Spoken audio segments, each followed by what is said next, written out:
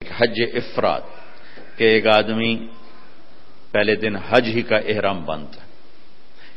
ایک ہے حج قران کہ ایک آدمی پہلے دن عمرے اور حج کا اکٹھا احرام باندھتا ہے. ایک ہے حج تمتع کہ ایک آدمی عمرے کا احرام پہلے باندھتا ہے اور عمرہ کر کے فارغ ہو جاتا ہے، احرام اتار دیتا ہے، پھر حج سے پہلے احرام باندھتا ہے حج کا. یہ حج تمتع ہے. ہمارے نبی نے شروع کیا افراد سے، تو اس پر امام مالک کا قول یہ ہے کہ حج افراد افضل ہے. پھر اللہ کے حکم سے کیا حج قران، تو امام ابو حنیفہ رحمۃ اللہ علیہ کا قول ہے کہ حج قران سب سے افضل ہے. مکے پہنچ کر آپ نے فرمایا کہ مجھے خیال نہ رہا، اگر مجھے پہلے خیال آتا تو میں قران نہ کرتا، میں تمتع کرتا. اللہ کی منشا تھی کہ حج اور عمرہ اکٹھا ہو، قران ضروری نہیں تھا، حج اور عمرہ اکٹھا تھا. ایک بدعت کا ازالہ تھا. عرب حج کے مہینے میں عمرہ کرنا برا سمجھتے تھے، اس کو دور کرنا تھا. تو مکے پہنچ کے فرمایا کہ اگر مجھے پہلے خیال آ جاتا جو آج میں دے اب میں دے لوستقبلت من امری مستدبرت، تو میں تمتع کرتا. تو امام شافعی اور امام احمد بن حنبل اس قول کو لے کر فرماتے ہیں کہ حج تمتع افضل ہے. اس لحاظ سے تینوں ہی افضل ہیں، اور اصل افضل وہ ہے کہ حج کیفیت کا نام ہے، جس کی جتنی اعلیٰ کیفیت ہوگی اس کا حج افضل ہوگا. وہ افراد ہے، وہ تمتع ہے، وہ قران ہے. باقی تو ظاہری اعمال ہیں، جو کیفیت بنا لے گا اس کا حج سب سے افضل ہوگا، چاہے وہ افراد ہو چاہے وہ قران ہو. وہاں سے آپ چلے، آپ کے ساتھ کوئی 12,000 کا مجمع تھا، اور آپ ملل میں آپ نے قیام فرمایا. ملل سے نکلے اور روحا میں پہنچے. روحا میں کنواں ہے، وہاں میں گیا ہوں، وہاں کا پانی بھی پیا ہے. وہاں 70 نبیوں نے قیام کیا ہے حج کے دوران، حج پر جاتے اور آتے ہوئے. وہاں آپ نے بھی قیام فرمایا، رات بھی ٹھہرے. اور اب انہوں نے وہ ایک موٹر لگا دی جس سے پانی باہر نکل آتا ہے سعودی گورنمنٹ نے. روحا سے چل کر آپ افایا پہنچے، افایا سے عرج پہنچے، عرج سے ابوا پہنچے. ابوا پہنچے تو سامنے بستی تھی جہاں آپ کے سارے انتظام کیے گئے تھے رہائش کے، اور یہ قافلہ 12,000 کا 60-70,000 کا ہو چکا تھا. تو ابوا میں آپ کی والدہ کی قبر ہے، حضرت آمنہ رضی اللہ تعالیٰ عنہا کی قبر مبارک ہے. تو آپ سڑک سے یوں ہٹ گئے، اندر پہاڑوں میں چلے گئے. تو اکثر مجمع تو نیا تھا، انہیں نہیں سمجھ میں آیا کہ اللہ کے نبی اندر کہاں جا رہے ہیں. چندے کو پتا تھا کہ آپ کہاں جا رہے ہیں. تو آپ چلتے چلتے چلتے چلتے چلتے ایک جگہ اپنے اونٹنی کو بٹھایا. کوئی وہ 70-80 فٹ اونچا پہاڑ ہے. سن 2000 میں اللہ نے مجھے بھی موقع دیا، میں نے قبر کی زیارت کی. تو وہاں سے آپ اوپر چڑھے. یہ اپریل کا مہینہ تھا اور ماں کی قبر کے سرانے تشریف لائے، اور یوں اپنے گھٹنے اٹھائے اور ہاتھ یہاں رکھے اور سر یہاں دیا. یہ پوزیشن بنائی جیسے چھوٹے بچے بناتے، اور پھر جوں سرہانے بیٹھ کے رونا شروع کیا. گھنٹوں گزر گئے، اٹھنے کا نام نہیں لیا. صدمہ تو چند دنوں بعد بھول جاتا. میں اب اپنی ماں کے یاد میں رونا بھی چاہوں تو رونا نہیں آتا، اپنے باپ کی یاد میں رونا بھی چاہوں تو رونا نہیں آتا. اور میرے نبی کو 57 برس گزر چکے تھے ماں کے گئے ہوئے. 6 برس کی عمر تھی جب آپ یہاں سے گزر رہے تھے. والد کی وفات کے بعد حضرت آمنہ گئی نہیں تھی مدینہ. تو ہمارے نبی 6 برس کے ہوئے تو انہوں نے حضرت عبد المطلب سے اجازت لی کہ میں خامد کی قبر پہ جانا چاہتا ہوں. تو انہیں اجازت دے دی. تو یہ ماں بیٹا اور ایک خادمہ ام ایمن، یہ 3 افراد کا قافلہ مدینے پہنچا. 1 مہینہ آپ نے وہاں قیام کیا. وادی عقیق میں وہیں آپ نے 6 برس کی عمر میں تیرنا بھی سیکھا. وہاں سے یہ واپس آ رہے ہیں، ابوا کے قریب پہنچے ہیں. ابوا بستی وہاں سے 10 میل دور ہے میرے خیال کے مطابق، جو میں نے کیلکولیٹ کیا. تو وہاں اچانک موت کا وار ہوا ہے، جسے مجھے لگتا ہے جیسے ہارٹ اٹیک ہوا ہوگا. ہارٹ اٹیک ہوا، اچانک موت کا وار ہوا. اور وہ جیسے اللہ نے کروڑوں اربوں سال پہلی وہ جگہ طے کر رکھی تھی، وہ اوپر پہاڑ، ایسے سارے پہاڑ تو یوں ہیں لیکن وہ پہاڑ اوپر جا کے ایسے فلیٹ ہیں، جیسے چوکور ایک فرش بنا ہوا تھا. وہاں یہ دردناک کہانی کا اینڈ ہوا ہے. اور حضرت آمنہ 25 برس کی عمر تھی، وہ بولا نہیں جا رہا تھا اور بار بار ایسے پہلو بدل رہی تھی. اس سے مجھے اندازہ ہوتا ہے کہ شاید ہارٹ اٹیک ہوا ہوگا. آخری لفظ بولا کہ کل حی میت و کل جدید بال وقد ولدت طہرا. جنگل میں 6 سال کے بچے کو چھوڑتے ہوئے مرنا اور 6 سال کے بچے کا جنگل میں ماں کو مرتے دیکھنا، اس خوبصورت ہوٹل میں آپ کیسے جان سکتے ہیں وہ اس جگہ کا درد جو میں نے اپنی آنکھوں سے دیکھا. اور میں ہزاروں دفعہ یہ قصہ سنا چکا ہوں. ہر دفعہ میرا آنسو بے قابو ہو جاتا ہے کہ میں وہاں پہنچ جاتا ہوں. زندگی سوری سفروں میں گزر گئی، ایسا سفر زندگی میں کبھی نہیں کیا. نہ وہ کیفیت نصیب ہوئی. بیت اللہ کے اندر 2 دفعہ گیا ہوں، لیکن جو کیفیت حضرت آمنہ کی قبر پر تھی، اور جو اس وقت چونکہ میں نے تھوڑی تاریخ پڑھی تھی تو میں وہ ان دھندلکوں میں اللہ کے نبی کا تڑپنا دیکھ رہا تھا، کیسے آپ ماں ماں کہہ رہے تھے، اور پھر چاروں طرف ایسے کالے پہاڑ ہیں، خوف آتا. 1400 سال پہلے وہاں کیا ہوگا. میں تو سن 2000 میں گیا تھا تو خوف آتا تھا. کسی گائیڈ کے بغیر آپ جا بھی نہیں سکتے. اوہو بیٹا، ہر زندہ نے مرنا ہے اور ہر جوانی نے ڈھلنا ہے. مجھے لگتا ہے تیری ماں کا وقت آ چکا ہے، اور میں نے ایک بچہ جنا ہے جو ایک دن سارے عالم کو روشن کرے گا، سارے عالم کو پاک کرے گا. جیسے ماتھے کو پڑھ لیا ہوگا کیا یہ بچہ آگے کیا ہے، کیا ہونے والا ہے، اور جان نکل گیا. شاید پتھر جوڑ کے دفن کر دیا، یا کوئی گزرے ہوں گے ان سے مدد لی ہوگی. یہ عقدہ آج تک حل نہیں ہوا کہ کس نے وہاں مدد کی ان کو وہاں دفن کرنے میں. کوئی راہ گورا گزرے یا کیا ہوا اللہ ہی جانے. کوئی کتاب سے کوئی مدد نہیں ملی. نیچے اترے تو آپ ہمارے نبی نے پھر دوڑ لگائی اور اوپر چڑھ گئے. میرے نبی نے کہا جب تم پہ صدمے آئے تو میرے صدمے یاد کرنا، تمہارے اپنے غم بڑے ہلکے ہو جائیں گے. تو آپ پھر بھاگ کے اوپر چڑھے. آپ اس بچے کا تصور کرو جس نے باپ دیکھا نہیں اور ماں ایک جنگل میں مری ہو، کوئی آسرا سہارا نہیں. جب ایمن اوپر پہنچی ہیں تو ایک دردناک منظر تھا. اللہ کے نبی ماں کی قبر کو چمٹ کر یوں اوپر لیٹے ہوئے تھے. قبر کو پتھروں کو ایسے ہی چمٹے ہوئے تھے. ایمن قریب آئی تو آپ سنا، آپ کہہ رہے تھے ماں جی آپ کو تو خبر تھی آپ کے سوا میرا کوئی نہ تھا، آپ مجھے چھوڑ کے کہاں چلی گئی. اوہ ہو ایمن نے اٹھانا چاہا، انکار کر دیا. کھینچ کے نیچے لائیں، کھینچ کے. اور مکے تک کا راستہ یہ معصوم روتے روتے گزرا، روتے روتے. تو وہ 57 سال پرانا درد ابھی زخم بھرا نہیں.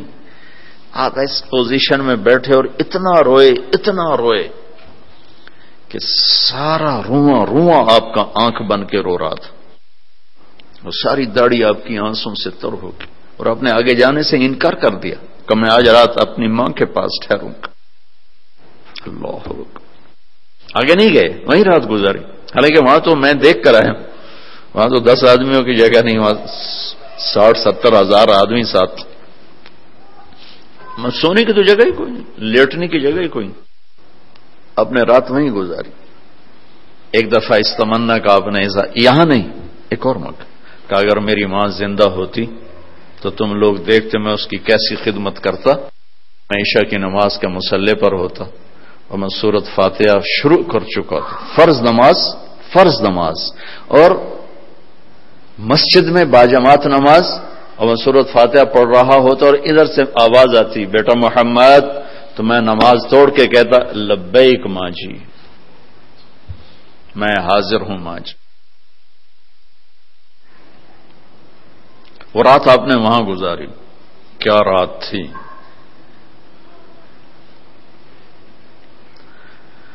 ابواس سے چلے تو آپ عصفان پہنچے.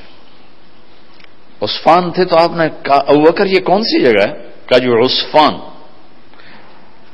کہا میں دیکھ رہا ہوں ہود اور صالح علیہ السلام گزر رہے ہیں اس وادی سے لبیک کہتے ہوئے حج کو جا رہے ہیں. عصفان سے آپ مرہ زہران پہنچے، پھر وہاں سے آپ صرف پہنچے. صرف میں حضرت عائشہ رضی اللہ عنہا خیمے میں رو رہی تھیں. آپ نے فرمایا کیا ہوا؟ اللہ کی نفس تھی، لگتا ہے تجھے عورتوں والا عذر پیش آ گیا. کیا؟ جی ہاں. تو کوئی نہیں، رو نہیں، اب تو عمرہ نہیں کرو گی، بس حج کرو گی. پھر وہاں سے آپ تنعیم پہنچے. تنعیم میں آپ نے احرام کی چادروں کو تبدیل فرمایا. جو 2 چادریں مدینہ میں زیب تن فرمائی تھی، تنعیم اتار کر 2 نئی چادر اسی کپڑے کی.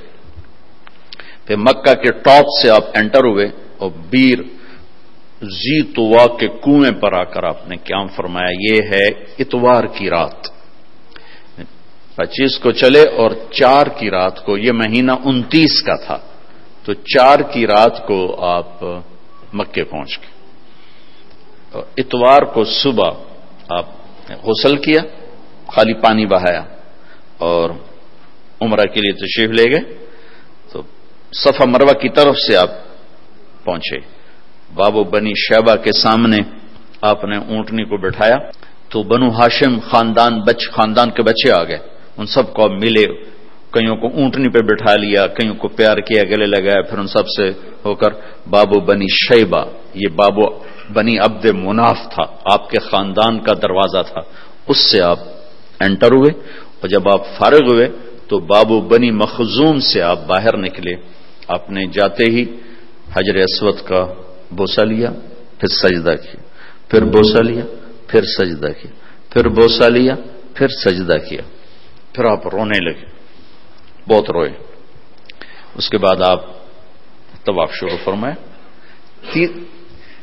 تیسرے یا چوتھے چکر میں آپ نے پانی بھی پیا اور حضرت عمر سے فرمایا کہ عمر حجر اسود کے بوسے پہ لڑائی نہ کرنا، جگہ ملے تو لے لینا، جھگڑا نہ کرنا. جیسے ہمارے نادانی میں لوگ وہاں عورتیں بھی ایسی حماقت کرتی ہیں کہ ایک سنت عمل کے لیے فرض چھوڑ دیتی کہ مرد عورت کا یوں آپس میں اختلاط، یہ اس سے بچنا فرض ہے، اور وہ ایک سنت کے لیے گھس رہی اور لڑائی جھگڑے فساد، قریب بھی نہیں جانا چاہیے. اللہ کے نبی نے استلام کیا، جب رش ہو گیا تو آپ کے پاس ایک لکڑی تھی، وہ دور سے یوں لکڑی کو لگا کر اور اس کا بوسہ لے لے. پہلا آپ نے بوسہ لیا، اس کے بعد رش ہو گیا تو پھر آپ نے ہر دفعہ بوسہ میں ایک دفعہ بوسہ لیا. اس کے بعد آپ کے پاس ایک لکڑی تھی، اس لکڑی کو آپ یوں چھوتے تھے حجر اسود کو اور اس کا بوسہ لے لیتے تھے. بوسہ صرف ایک دفعہ. پھر جب آپ نے 2 نفل پڑھ لیے اور تشریف لے گئے صفا مروہ کے لیے تو پھر بیت الحجر اسود کا بوسہ لیا اور آپ نے جا کر صفا مروہ پہ 7 چکر پورے کیے. بعض روایت میں ہے کہ 3 چکر پیدل کیے، پھر مجمع زیادہ ہو گیا تو 4 اونٹنی پر بیٹھ کر گئے تاکہ لوگ دیکھ لیں. اس کے بعد آپ نے اعلان فرمایا کہ بھئی جن کے پاس قربانی کا جانور نہیں ہے وہ احرام کھول دو. تو صحابہ نے کہا یا رسول اللہ آپ کھولیں. تو آپ نے فرمایا کہ میرے پاس قربانی کا جانور ہے، ابو بکر کے پاس، عمر، زبید، طلحہ یہ نہیں کھولیں گے جو کہ ان کے پاس بھی قربانی کا جانور ہے. باقی جن کے پاس نہیں کھول دو. تو سب نے کھول دی اور حج افراد بھی تمتع بن گیا، حج قران بھی تمتع بن گیا. اب نہیں ہو سکتا، اب جو نیت کریں گے وہی کرنی پڑے گی، لیکن اللہ کے نبی کا خاص حکم تھا تو سب کا حج تمتع بن گیا. اتوار، پیر، منگل، بدھ 4 دن آپ وہاں ٹھہرے. ان 4 دنوں میں آپ بیت اللہ تشریف نہیں لائے، طواف بھی نہیں کیا. کسی نے کیا کہ میرے آنے سے لوگوں کو تکلیف ہوگی، رش بڑھے گا. تو لوگوں کو تکلیف سے بچانے کے لیے نفل عبادت چھوڑنا میرے نبی کا طریقہ. ہم نفل پڑھنے کے لیے لوگوں کی جئی تئی پھیر کے رکھ دیتے. ایک کسی بزرگ سے کسی نے پوچھا کبھی آپ کی تہجد قضا ہوئی؟ کہنے لگے زندگی میں 1 دفعہ ہوئی. وہ کیسے ہو گئی؟ کہ میں ایک جگہ مہمان تھا تو تہجد میں اٹھا تو دروازے کے پاس ایک آدمی سویا ہوا تھا، تو دروازے تک جانے کے لیے اسے کراس اس کے اوپر سے گزرے بغیر راستہ کوئی نہیں تھا. تو مجھے خطرہ ہوا میں اس کے اوپر سے گزرا تو اس کی آنکھ کھل جائے گی، تو میں واپس آ کے لیٹ گیا. بس زندگی میں ایک دفعہ میری تہجد قضا ہوئی ہے. تو ہم لوگ نوافل کے لیے لوگوں کو اذیت میں ڈال دیتے. اور میرے نبی نے طواف جیسا عمل، طواف کے ہر قدم پہ 70,000 نیکی لکھی جاتی، طواف جیسا عمل نہیں کیا کہ میں جاؤں گا رش بڑھے گا لوگوں کو تکلیف ہوگی. صرف بدھ کو گئے، ظہر کی نماز پڑھی اور حج کا طریقہ بتایا. پھر جمعرات کو آپ نے اپنے قافلے کو لے کر، یہ اب قافلہ کوئی 1 لاکھ کے قریب ہو چکا تھا، اب مینا تشریف لے گئے، مسجد خیف، وہاں آپ کا خیمہ لگا، وہاں آپ نے 5 نمازیں ادا فرمائیں. یہ جمعرات کا دن تھا، اور 5 نمازوں کے علاوہ وہاں کوئی اور عمل آپ نے نہیں فرمایا. اور جمعے کی صبح پھر آپ نے فجر کے بعد ہی عرفہ کی طرف سفر شروع فرمایا. اور جبریل نے آ کر کہا یا رسول اللہ، اللہ کہہ رہے ہیں لبیک، زور سے کہیں، زور سے لبیک کہیں. تو آپ بھی اور صحابہ بھی زور زور سے لبیک کہہ رہے تھے. پھر وہاں آپ کے لیے سرخ رنگ کا چمڑا، اس کا خیمہ لگایا گیا تھا، وہاں جاتے ہی آپ نے بیٹھ گئے، آرام کیا زوال تک. اس کے بعد آپ نے اٹھ کے غسل فرمایا. پھر بلال سے پوچھا زوال کا وقت ہو گیا؟ کہا جی ہو گیا. پھر آپ تشریف لائے اور آپ نے خطبہ دیا. اس کے جو بڑے بڑے عنوان ہیں وہ میں دوہرا دیتا ہوں. 10 تاریخ کو خطبہ دیا، 11 کو دیا، 9 کو دیا، 9، 10، 11، 3 دن آپ نے تقریر فرمائی. ایک ہی تقریر ہے، تینوں دن ایک ہی تقریر ہے، تھوڑی کمی بیشی کے ساتھ. اور ہر تقریر کو آپ نے یہاں سے شروع کیا کہ لوگوں، جیسے یہ بیت اللہ قابل احترام ہے، یہ دن قابل احترام ہے، یہ مہینہ قابل احترام ہے، تمہارے جان، تمہارے مال، تمہاری عزت ایک دوسرے کے لیے قابل احترام ہے. کسی کی جان کے دشمن نہ بننا، کسی کے مال کے دشمن نہ بننا، کسی کی عزت اور آبرو کے دشمن نہ بننا.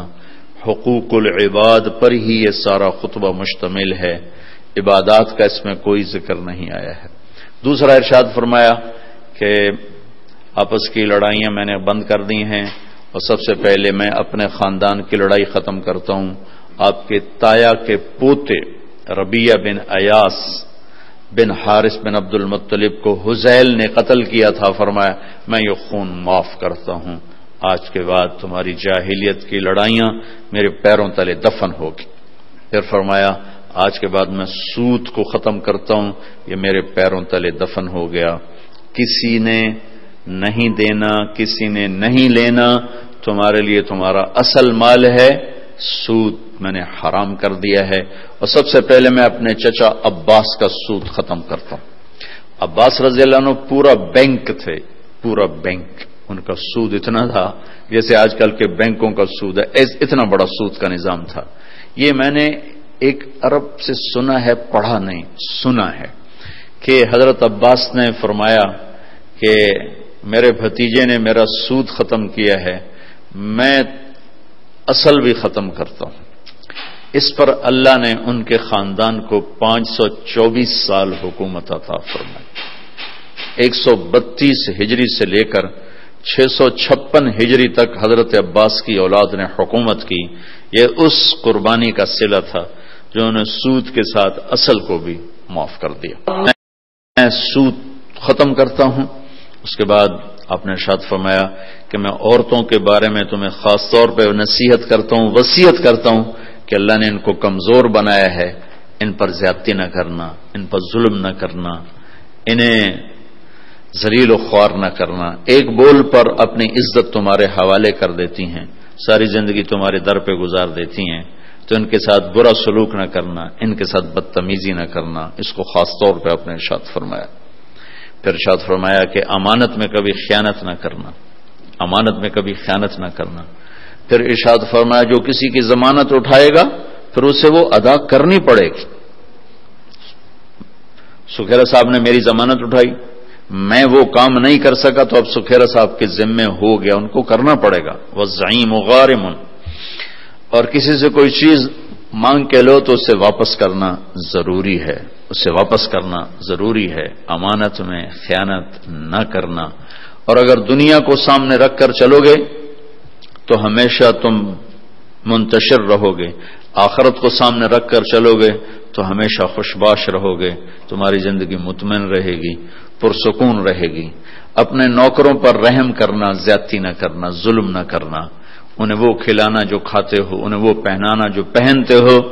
اپنے نوکروں کو، اس وقت تو غلام تھے، آج میں نوکر کا لفظ آج استعمال کر رہا ہوں، ان کی مار پیٹ نہ کرنا، اگر تمہارا کام صحیح نہیں کرتے تو ان کو بیچ دینا۔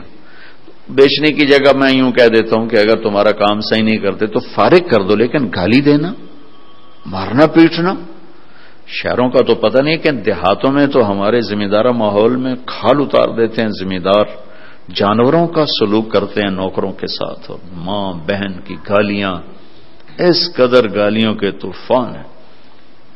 تو میرے نبی نے کہا یہ ظلم نہ کرنا، ایک مزدوری پوری نہیں دیتے، ایک اوپر سے گالیاں دیتے ہیں۔ میں ایک دفعہ بیٹھا ڈیرے میں تو ایک آ گیا، میں لوہار تھا، رونے لگا۔ میں کہا کی ہوئی؟ کہ باجی میاں صاحب غریباں دی نہ ماں ہوندی ہے، نہ بہن ہوندی، نہ دھی ہوندی ہے، صرف ذمہ داراں دی ہوندی ہے، ساڈی تے نہ ماں ہے، نہ بہن ہے، نہ دھی ہے، جڑی گل تے مرضی سانو بے عزت کر چھڈن، دھیاں بہناں تے ذمہ داراں دی ہوندیاں۔ اتنا اس نے درد سے کہا کہ میں اب بھی رو پڑوں، اتنے درد سے اس نے کہا۔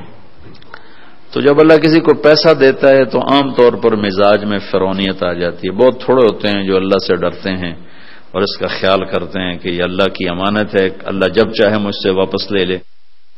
اکثریت ایسے ہوتے ہیں کہ وہ بدتمیز ہو جاتے ہیں، ڈانٹ ڈپٹ، گالی گلوچ، مار پیٹ، بہت برا سلوک کرتے ہیں۔ گھروں میں عورتیں بھی یہی کچھ کرتی ہیں اور باہر مرد بھی یہی کچھ کرتے ہیں۔ تو میرے نبی نے جاتے ہوئے خاص طور پہ فرمایا کہ دیکھو دیکھو، بس سلوکی نہ کرنا، اچھا سلوک کرنا، اچھا سلوک کرنا، جو کھاؤ انہیں کھلاؤ، جو پہنو انہیں پہناؤ۔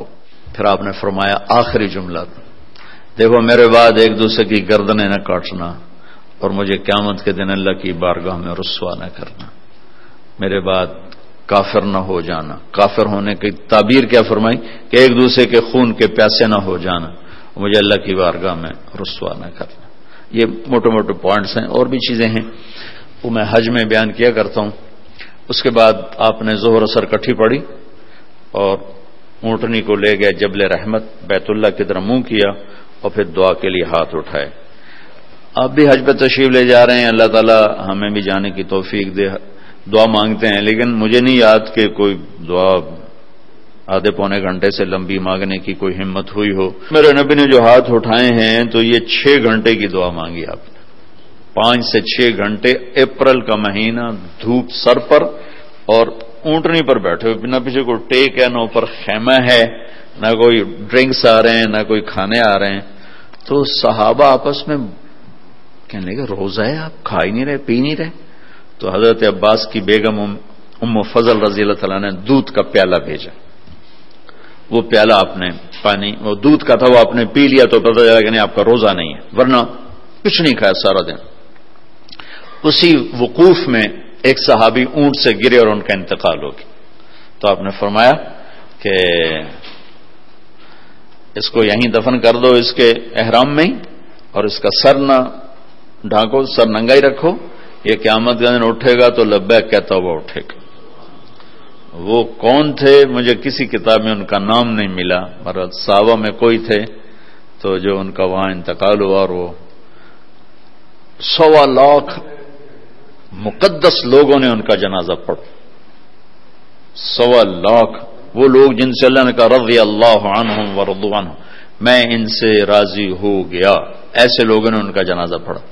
پھر آپ مغرب سورج ڈوبنے کے بعد آپ نے حضرت اسامہ کو اپنے پیچھے بٹھایا اور وہاں سے نکلے، اور آپ راستے میں اپنے ایک جگہ استنجا کیا، وضو کیا، پھر آپ مزدلفہ میں آئے۔ اب 9 کو شام کو نکلنا ہے مزدلفہ کے لیے، اور وہاں آپ نے پہلے مغرب کی نماز پڑھی، پھر سامان رکھوایا، پھر عشاء پڑھی، پھر آپ نے وہاں رات قیام فرمایا، اور اس رات آپ نے تہجد نہیں پڑھی، تہجد نہیں پڑھی۔ زندگی بھر آپ، نبیوں میں تو ویسے ہی جسمانی طاقت بھی ہوتی ہے اور روحانی طاقت کہ تو خیر انتہائی کوئی نہیں، لیکن اب نے تہجد نہیں پڑھی، جان بوجھ کے نہیں پڑھی کہ مزدلفہ میں لوگ تھک کے پہنچتے ہیں، تو آپ سوئے رہے تاکہ کوئی تھکا ہوا میرا امتی سوتا بھی رہے تو اس کو میری سنت کا اجر مل جائے۔ ہمت والے پڑھیں، مبارک رات ہے، لیکن کوئی تھکا ہوا میرے جیسا اٹھنے کی ہمت نہ ہو تو اس کے لیے بھی میرا نبی کیا خوبصورت طریقہ چھوڑ کر گئے ہیں کہ آپ نے تہجد جان بوجھ کے نہیں پڑھی۔ بلکہ میں بیٹھا تھا حرم میں تو شیخ عطیہ سالم بہت بڑے عالم تھے، اللہ ان کو بخشش فرمائے، مسجد نبوی میں ان کا بہت بڑا درس، سب سے بڑا درس ان کا ہوتا تھا، تو میں جب جاتا تھا تو ان کے درس میں ضرور بیٹھتا تھا مغرب سے عشاء۔ ایک دفعہ وہ اس بات پر گفتگو فرما رہے تھے کہ آپ نے اس رات تہجد کی نماز نہیں پڑھی، وطر پڑھے کہ نہیں پڑھے؟ وطر، چونکہ وطر آپ نے کبھی سفر میں بھی نہیں چھوڑے، وطر پڑھے کہ نہیں پڑھے؟ تو فرما رہے تھے دیکھو بھائی میں نے تو بہت کوشش کی، مجھے کسی کتاب میں نہیں ملا کہ آپ نے وطر پڑھے کہ نہیں پڑھے، اگر کسی کو مل جائے تو مجھے آ کے بتانا، میں اسے بہت بڑا انعام دوں گا، میں اسے بہت بڑا انعام دوں گا۔ کہ لگتا ہے کہ آپ نے شاید وطر بھی نہیں پڑھے اس رات اور سو گئے، تاکہ جو بیچارے تھکے ہارے آتے ہیں، اب تو ویسی رش اور 8 گھنٹے بعد لوگ پہنچتے ہیں، وہ پھر لائنیں لگی ہوتی ہیں، استنجا خانے ہوتے ہیں بیچارے، بس ایسا ہی معاملہ ہوتا ہے۔ ایک ہمارے دوست ذمہ دار وہ گئے مزدلفہ پہنچے تو بیٹی اور بیگم ساتھ تھی، تو ان کو بٹھا کر گئے کہ میں وضو کر کے آتا ہوں، سامنے ٹوائلٹس تھے اور وہ کہتے میں نشانیاں لگا کے گیا، یوں نشانیاں لگا کے بھائی ایتھے بس کھلوتی ایتھے اے وہ وضو دی جگہ۔ اب جب ان کو لگ گیا گھنٹے میں سارا نقشہ بدل گیا، وہاں سینکڑوں بسیں آ کے کھڑی ہو گئی، واپس آیا تھا نشانیاں ساریاں غائب، وہ ساری رات طواف ہی کر دے رہے گا، نہ بیوی ملی نہ بیٹی ملی، ان بیچاروں کو نفل پڑھنے کا سے یاد آئیں گے۔ تو میں قربان جاؤں، میرے نبی اپنی امت کو کیسی سہولتیں دے کر گئے، تہجد نہیں پڑھی، حالانکہ آپ کے لیے کیا مشکل تھی، سر رات پڑھتے رہتے، سو گئے، اذان پہ اٹھے، پھر نماز کے بعد آپ نے دعا مانگی جس کو وقوف مزدلفہ کہتے ہیں، اشراق سے پہلے پھر اشراق کے بعد آپ وہاں سے نکلے اور سیدھے پہنچے بڑے شیطان کے پاس، اونٹنے سے اترے، حضرت اسامہ نے اونٹنی پکڑ لی، حضرت بلال نے اوپر ایسے چادر کر کے سایہ کر دیا تھا، 7 کنکر مارے، اس کے بعد پھر آپ نے 9 تاریخ والی تقریر 10 تاریخ کو دوبارہ اونٹنی پہ بیٹھ کے آپ نے وہ تقریر فرمائی، پھر اس کے بعد آپ اترے اور اپنے 63 اونٹ ذبح فرمائے اپنی طرف، 63 سال عمر کے تھے، 63 اونٹ، 100 اونٹ ساتھ تھے، تو 100 میں سے 63 الگ کیے، 63 میں سے 5 سامنے کھڑے کیے، ان میں سے 1 آگے لا کر اس کو ذبح کیا، تو ساری دنیا نے عجب نظارہ دیکھا، اونٹوں میں جنگ شروع ہو گئی، ہر اونٹ آگے بڑھ کے ذبح ہونے کے لیے زور لگا رہا تھا، ہر ایک کی تمنا تھی کہ میں ذبح ہو جاؤں اللہ کے نبی کے ہاتھوں۔ جب تک آپ نے برچھا نہیں پھینکا اونٹوں میں یہ جنگ جاری رہی، ہم آہوان سہرا سر خود نہاد برکف ب امید آن کے روزے بشکار خواہی آمد، نہ شود نصیب دشمن کہ شود ہلا کے تیغت، سر دوستاں سلامت کے تو خنجر آزمائے۔ جب آپ نے پھینک دیا برچھا تو پھر اونٹ کھڑے ہوئے سیدھے، پھر آپ نے کہا علی ایک گوشت کا ٹکڑا لے لو اور دیگ پہ چڑھا دو، اور باقی سب سے کہو جو لے جانا چاہے لے جاؤ، اور گوشت بنانے والے جو کسائی ہیں گوشت بنانے کی مزدوری گوشت میں سے نہ دینا، میرے پاس آنا، میں اپنی طرف سے دوں گا۔ 63 اونٹ تو یہ ہوئے، اور بیگمات کے لیے ایک گائے ذبح کروائی، الگ سے ایک گائے ذبح کروائی۔ اس کے بعد پھر آپ نے معمر بن عبداللہ رضی اللہ عنہ کو بلایا، یہ مکہ کے تھے، ان کے سامنے بیٹھے، سر کے بال منڈائے، آدھے سر کے بال منڈا کر آپ نے ساوا میں تقسیم کر دیے، اور آدھے لیفٹ سائڈ کے منڈا کر آپ نے ابو طلحہ کو انصاری کو دے دی، ابو طلحہ کے پاس وہ بال رہے، ان میں سے چند بال حضرت خالد بن ولید نے ان کی محنت کر کے لے لیے، ان کو اپنی ٹوپی میں سی لیا تھا، جب کہیں میدان جنگ میں اترتے تو پہلے وہ ٹوپی سر پہ رکھتے، اوپر وہ لوہے کا خود ہوتا اور پھر لڑائی کے لیے نکلتے تھے۔ اس کے بعد آپ نے ناخن کٹوائے، اور مونچھیں کٹوائیں اور ان کو وہیں دفن کروا دیے جہاں آپ تشریف فرما تھے. اب پاؤں کے بل بیٹھے ہوئے تھے. پھر اس کے بعد آپ نے غسل کیا، کپڑے بدلے، خوشبو لگائی، پھر کھانا پکنے کا انتظار کیا. جب وہ تیار ہو گیا تو آپ نے گوشت بھی کھایا، شوربہ بھی پیا. حضرت علی بھی آپ کے ساتھ کھانے میں شریک تھے. پھر آپ نے معاویہ رضی اللہ تعالیٰ عنہ کو اپنی اونٹنی پہ بٹھایا. اس سارے سفر میں قصوا اونٹنی پر آپ سوار تھے. اب آپ نے اونٹنی تبدیل کی اور جدعا اونٹنی منگوائی، اس پر سوار ہوئے، مکہ تشریف لے گئے، جا کے طواف زیارت کیا. یہ طواف آپ نے کیا اونٹنی پر بیٹھ کر، چونکہ رش بہت تھا اور وہ دور سے استلام فرما رہے تھے، دور سے وہ لکڑی کے ساتھ یوں کر رہے تھے. تو اس کے بعد پھر آپ نے 2 نفل پڑھے اور یا زور کی نماز وہاں پڑھائی یا زور آ کے آپ نے مینا میں پڑھائی. دونوں روایت موجود ہیں. 11 تاریخ کو یہ سورت اتری، اذا جاء نصر اللہ والفتح، یہ سورت اتری. اس میں اشارہ تھا کہ میرے نبی آپ کے جانے کا وقت اب آ چکا ہے. تو اس خطبے میں بہت جوش تھا.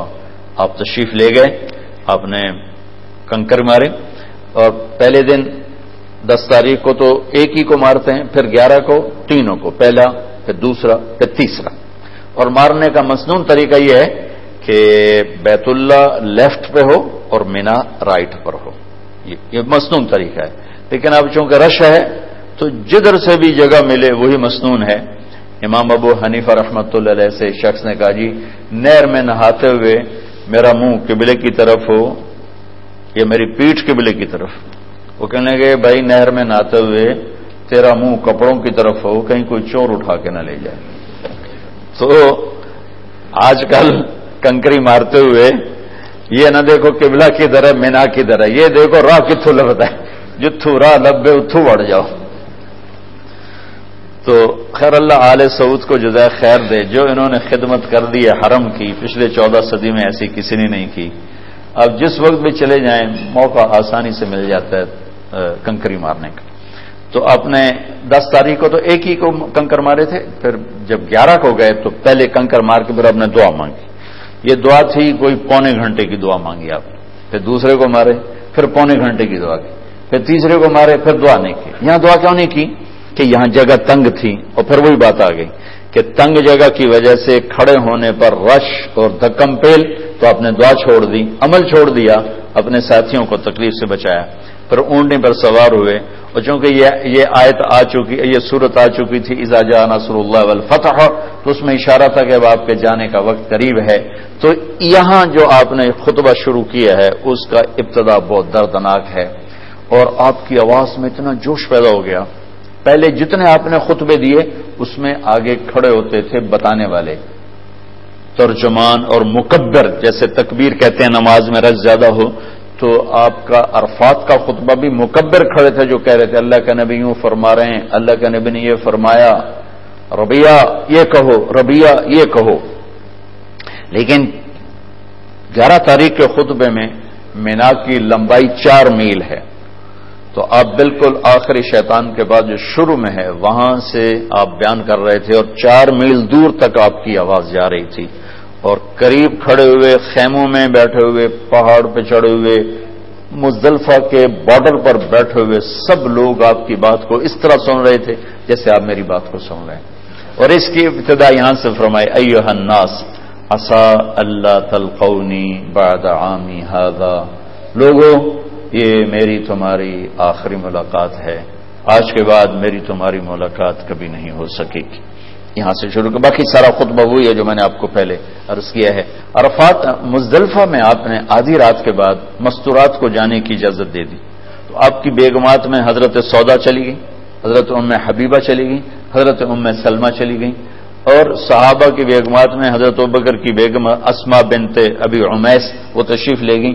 اور باقی غیر معروف، یہ معروف تھیں تو ان کے نام حدیث میں موجود ہیں، باقی غیر معروف یعنی آدھی رات کے بعد کمزور لوگ، بیمار لوگ، مستورات والے لوگ، چاہے وہ جوان صحت مند بھی ہوں، تو اپنی مستورات کو لے کر 12 بجے کے بعد وہ وہاں سے نکل سکتے ہیں مینا کے لیے. لیکن آپ نے کہہ دیا کہ دیکھو کنکریاں فجر طلوع صبح صادق کے بعد ہی مارنا، صبح صادق کے بعد.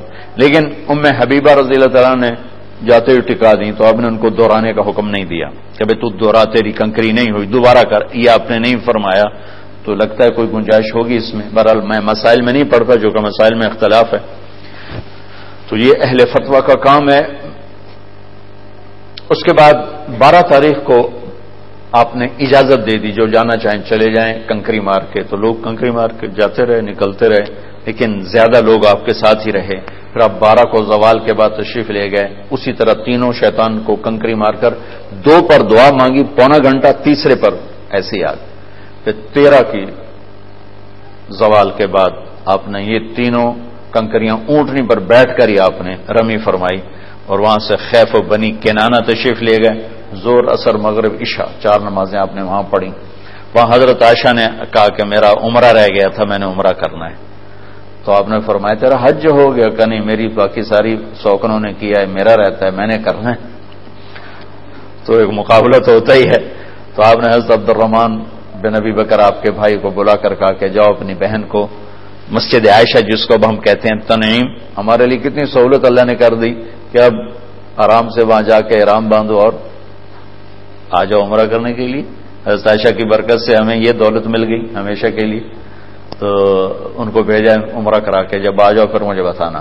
تہجد میں آپ اٹھے بیت اللہ، راستے میں حضرت عائشہ ملی، آ رہی تھی اپنے بھائی کے ساتھ. جاتے ہی آپ نے نفل نہیں پڑھے،